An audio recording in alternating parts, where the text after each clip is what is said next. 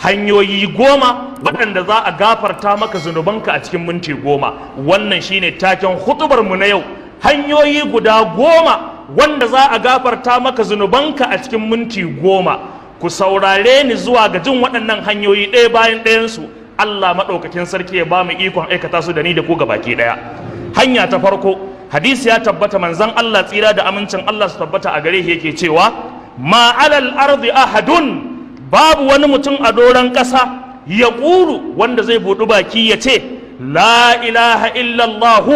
wallahu akbar wala hawla wala quwwata illa billah, la ilaha illallah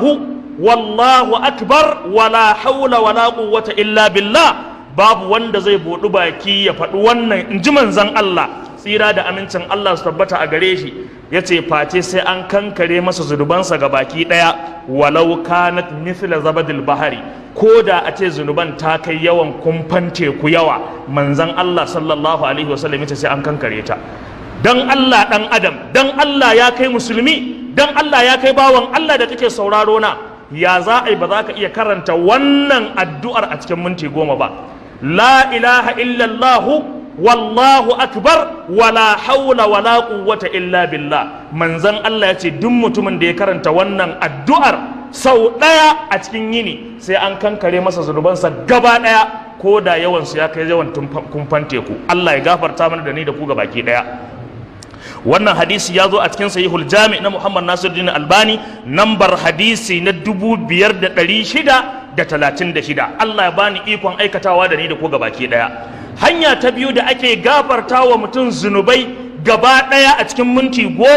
manzon Allah sallallahu alaihi wa alihi wa sallam yace man akala ta'aman, duk mutumin da ya ci wani abinci, ka ji da kyau, duk mutumin da ya ci wani abinci, ko sau 10 ka ci abinci a yini, ko sau 100 ka ci abinci a yini, idan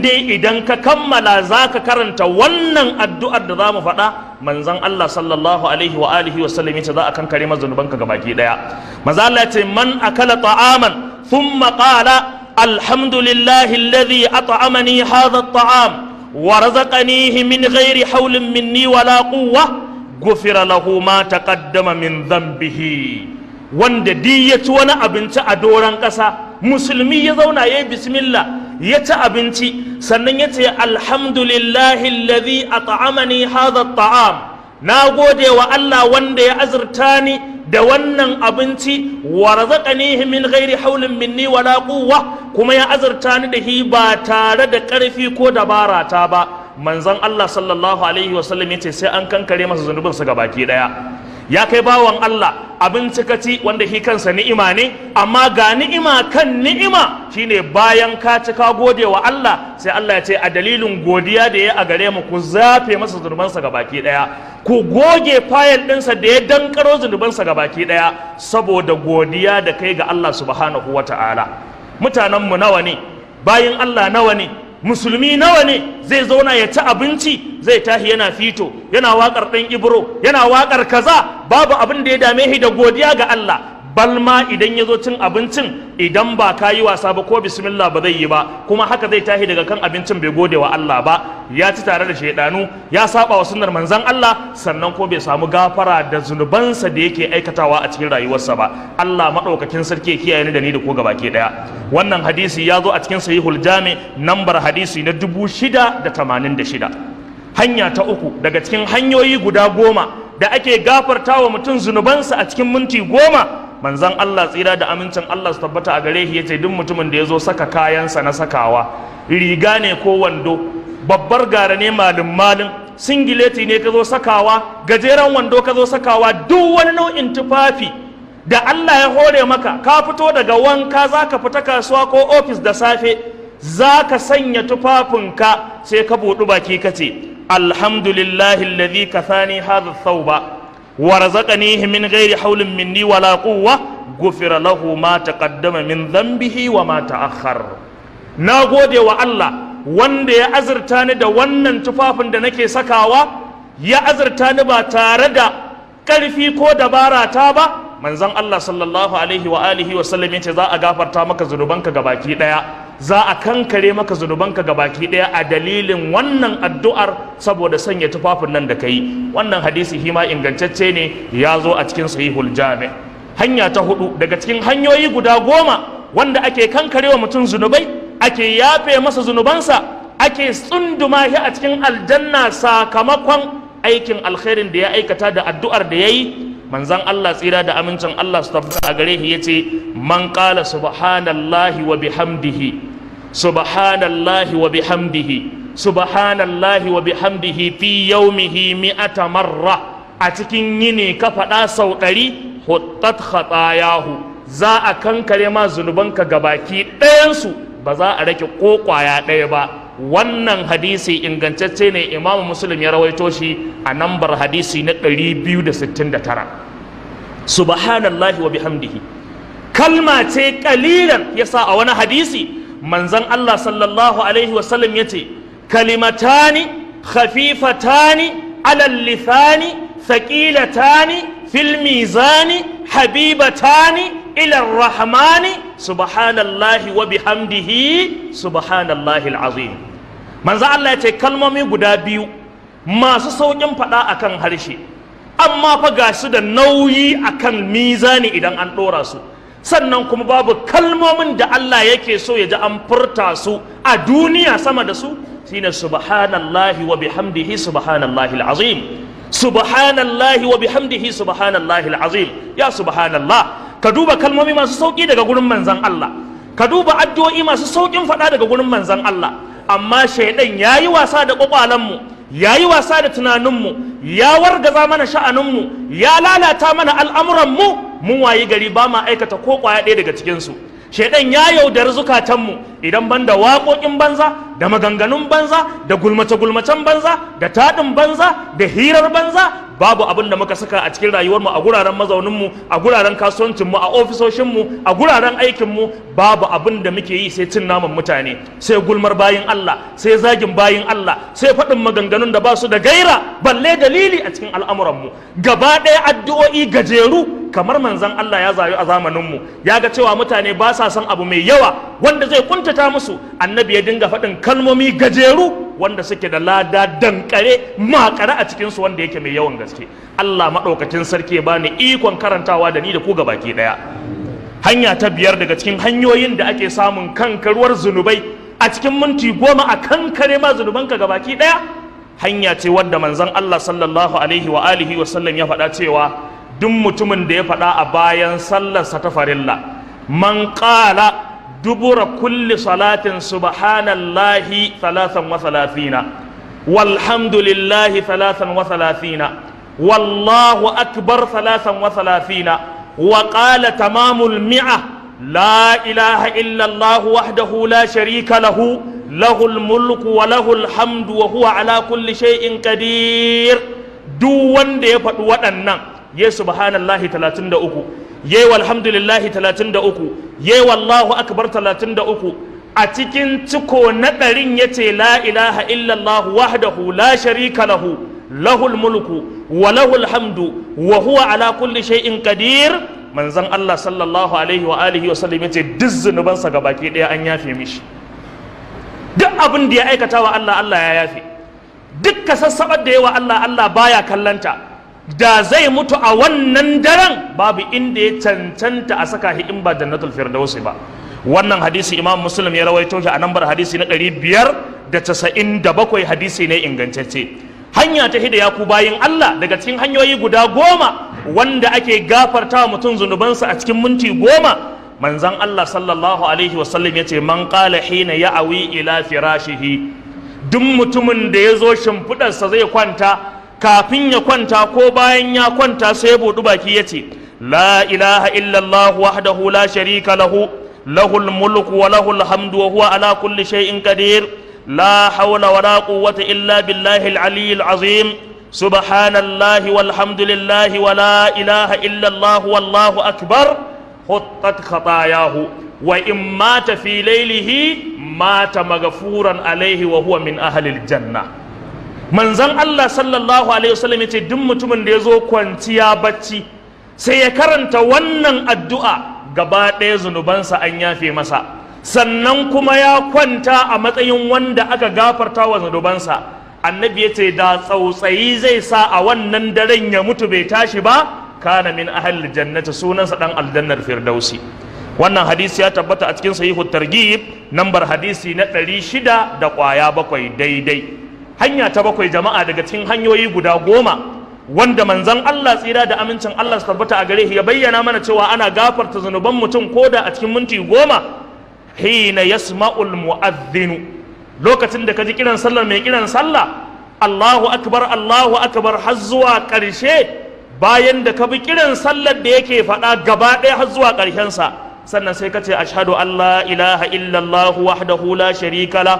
wa ashhadu anna muhammadan abduhu wa rasuluhu raditu billahi rabba wa bil islami dina wa bi muhammadin sallallahu alaihi wa sallama nabiyyan wa rasula gufira lahu dhanbuhu jami'an. Manzon Allah ya ce an gafarta masa zunubanka gabaki daya. Waye ba zai iya karanta wannan a cikin minti 10 ba ya ku bayin Allah?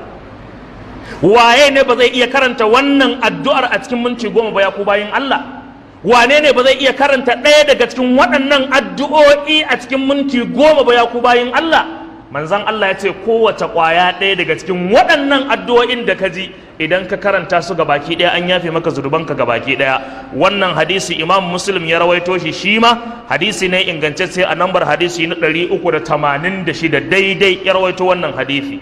Hanya ta 8 daga cikin hanyoyi guda 10 wanda manzon Allah tsira da amincin Allah su tabbata a gare shi, farin jakada babba dan Abdullahi, ka Ahmadu lam yunsha wala huwa yunsha'u, annabi Muhammadu jakadan Allah, angon na Aisha da Khadija, kakan Hassan da Husaini, mai kauna da san bayin Allah da kuma san samun rahama su a gobe kiyama. Manzon Allah ya ce duk mutumin da ya ce astaghfirullah alladhi la ilaha illa huwa,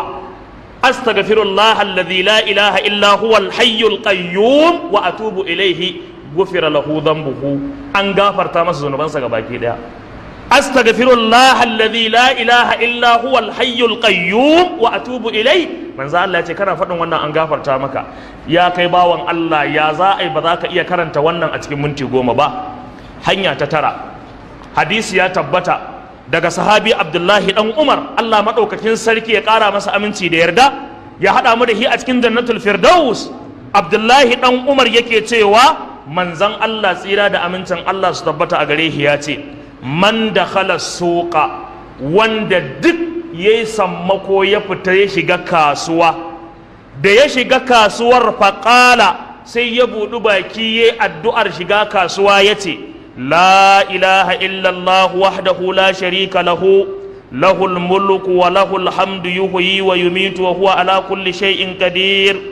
biyadihi al mulku wa huwa ala kulli shay'in qadir كتب الله له